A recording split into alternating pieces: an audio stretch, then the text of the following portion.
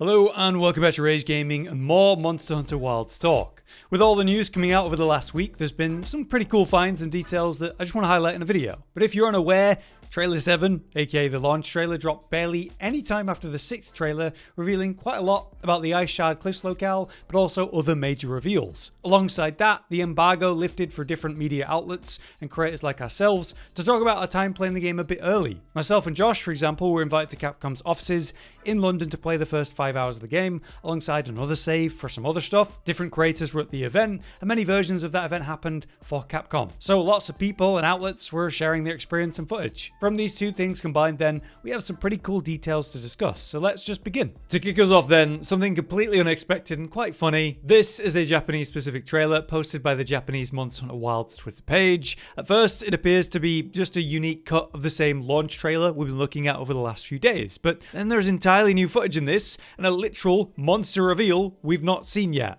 Yes, that is indeed blangonga, a fanged beast that uses ice element, returning for the series. And it makes sense that this returning monster, if appearing anywhere, would appear in the Ice Shard Cliffs. All we actually see from it though is this quick clash where it's kind of palm pushing the hunter as they press against it. But here's an older description of the monster before we likely get an updated one. Leader of a blango pack, it is twice as large and recognized by its giant fangs, whiskers and head crown. It sends its pack to attack any trespassers, and its jumping power allows for great mobility in its home range of the snowy mountains. So yes, blangonga, it's going to be in Wilds, and this is how it was revealed, potentially accidentally. Also, while we're talking about it, there was a tiny clip of actual Rathalos here in the Scarlet Forest. Always seen a Rathalos was his initial appearance in the Wilds teaser trailer quite some time ago, as well as now the strange unknown version of him that showed up in the launch trailer. So this tiny bit of footage is the first actual real gameplay of Rathalos in Wilds, so it's kind of funny to think about. Anyway, let's now get into some of the interesting information that came out after the embargo lifted. As was revealed, Nerscylla has some new small monsters tied to her, these little baby versions. Nightmarish to some, cute to others. But of course, there's that arachnophobia setting if this is something that's going to bother you. Personally, I tried, and a bunch of people at my session tried, to see what they'd look like with arachnophobia setting on and get footage of that, but it was just not a setting available in the version we played. But thanks to this PlayStation gameplay of the same hunt, somehow they had the setting available, and as you can see, the babies all turn into the funny little slimes. Grey or brownish in colouring compared to the light green we've seen in the beta, but it was confirmed that this setting will not affect large monsters, such as no slime Nerscylla after all.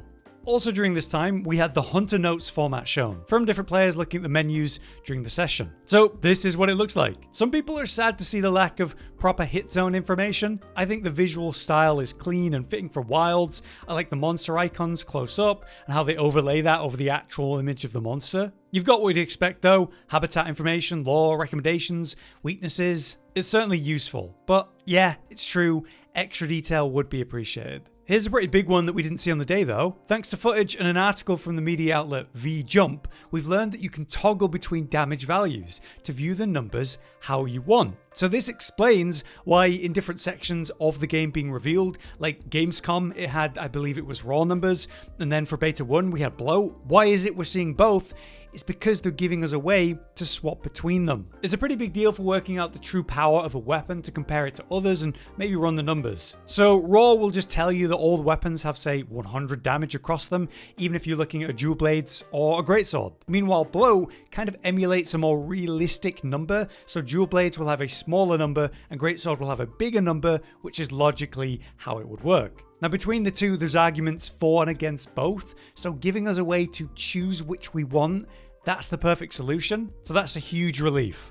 Next, a quick highlight of the Kinsect nurture system, which is indeed back in some form. Creator Erelaz posted a video about their session, and within that they saw this menu pop up about the Kinsects. It appears to say that using Zenny and materials, you can change the appearance and the abilities of Kinsects to grow them in new ways. The greatsword legend Aris highlighted on Twitter that there's hope here that it could return to the more extensive system of 4U compared to the shallower version of this in World, but it's hard to know for sure. Obviously, in many ways, Wilds feels like World 2.0, so I'd assume more like World in this case. But for now, we only know it's back, and in which form, we'll have to see.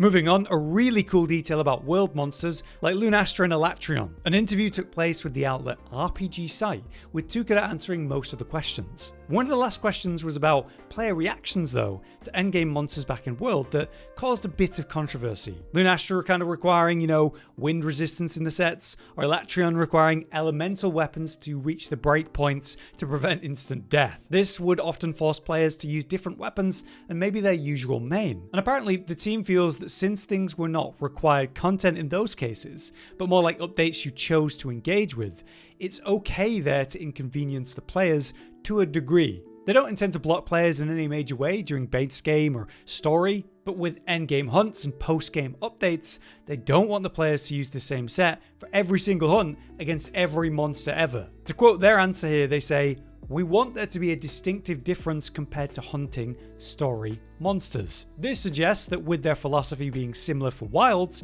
we should expect post-game updates, maybe even in the current endgame, to require some adaptation based on the hunt you're doing, building in certain skills or running different setups than normal. Personally, Elatrion in World was one of my favourite hunts in all of Monster Hunter for basically this reason. It changed the flow of combat and my priorities, having a DPS check requiring me to manage and learn something new. And I think it made me a better hunter, and I really enjoyed that. So anything that scratches that kind of itch in Wilds, I'm all for that.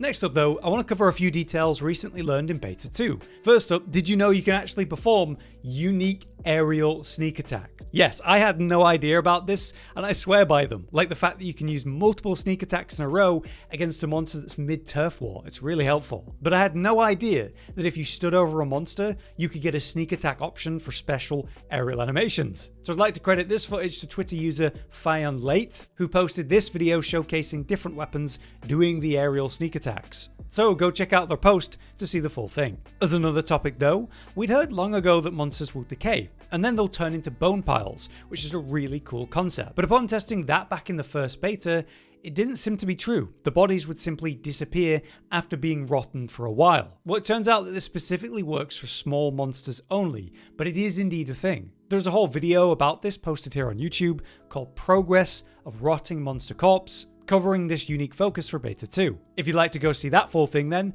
go check it out. Lastly, for Beta 2 new info, something kind of funny happened when some players had captured arkveld. Apparently, if you wait around long enough, in Beta 2, arkveld will suddenly break free of the capture and just run off. For me, when I was capturing him, it'd always be the end of the hunt and that'd be it. So is this a bug, or is it arkveld specific for the beta? Like he's too important to actually be captured here? I wouldn't say I think this is intended, but I'm interested to see what happens at launch. This footage did come from the Twitter post by Depraved Vile though, so great find and credit to that one.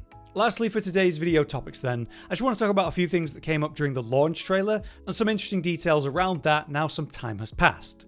Firstly, this confirmation post by the Monster Hunter social media accounts that Event Quest will officially start just 1 week into release, well before, say, the first free title update in spring. So speaking of which, at the end of the launch trailer they revealed Mizutsune will be the first free title update monster coming in spring. They also said that update will feature additional updates, whatever that means, and yes, event quests. So it's nice to know that event quests will be coming and starting a lot sooner than that, just 1 week into release.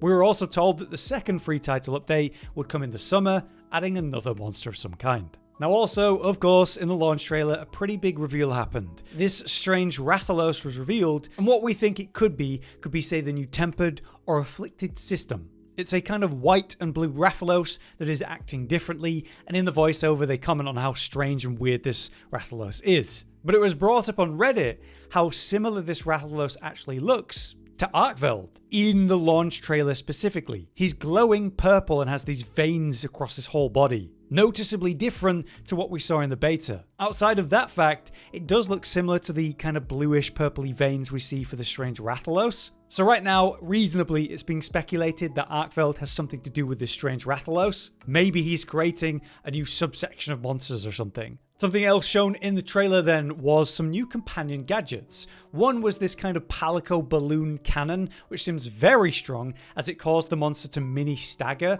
which could interrupt whatever it's doing. that could be really handy as a super move. It's just a question of, can we modify and edit our palico and what kind of moves they bring? Or is it just going to be a list of super moves you unlock by progressing the palico story or the main story, and then they're just all equipped? Anyway, the other thing we saw was some sort of unknown NPC. This voiceover from someone talking about this monster-triggered barrel bomb we're looking at here. So it explodes when the monster hits it, and that's apparently what's required. It could be that this is a new type of gadget we've got access to, or if you bring a certain NPC on the hunt, maybe they use this. Another thing revealed in that trailer was Gypsyros having a returning move where he's sprinting across a wall while firing poison in that trailer. He definitely doesn't do that in the beta, not from what I've seen, so it seems like he's got a unique move here in the full version. This could suggest that Gypsyros gets a different moveset when in high rank compared to probably low rank, which we're playing in the beta. And it may suggest once again that high rank is going to add new movesets to all the monsters, which would be awesome and expected. Last thing I want to mention though is the strange floating platforms and rocks in the Ice Shard Cliff locale, shown at different sections when we're looking at the 4th apex monster. Here, the hunter is crossing over some terrain while chasing after it, and the terrain appears to be hanging rocks just in the air. Then later, we see the apex itself standing on a very strange platform while firing some ice breath. It's like a pillar that's fallen over but hasn't quite gone all the way. It's stopped in the air and it's supporting the weight of this massive monster, no problem. Also, it definitely doesn't look like a natural rock. There's like metal piping coming out of it. So all I'm saying really is that there's some strange gravity behavior in the Ice Shard Cliff locale, and maybe some of it's not entirely natural. But yeah, that'll do for today. Just some of the more interesting reveals and finds that I saw over the last few days since all that news dropped. It's been a crazy period for Monster Hunter news, that's for sure. But at the same time, I do hope things calm down at least a little in the lead up to launch. Again, I would love some mystery and any surprise reveals at launch day. For now though, I've been Hollow, you've been you, and thanks for watching. Josh, Cotton, and Hollow with the videos, dropping the humor like a hammer on your tippy toes, bringing entertainment on a daily arrangement to take our insanity and turn it into entertainment. Yes, I said entertainment twice, to reiterate that it is nice to look into your faces on a mostly daily basis when you let us in your homes to make the whole world a stage. Goodbye.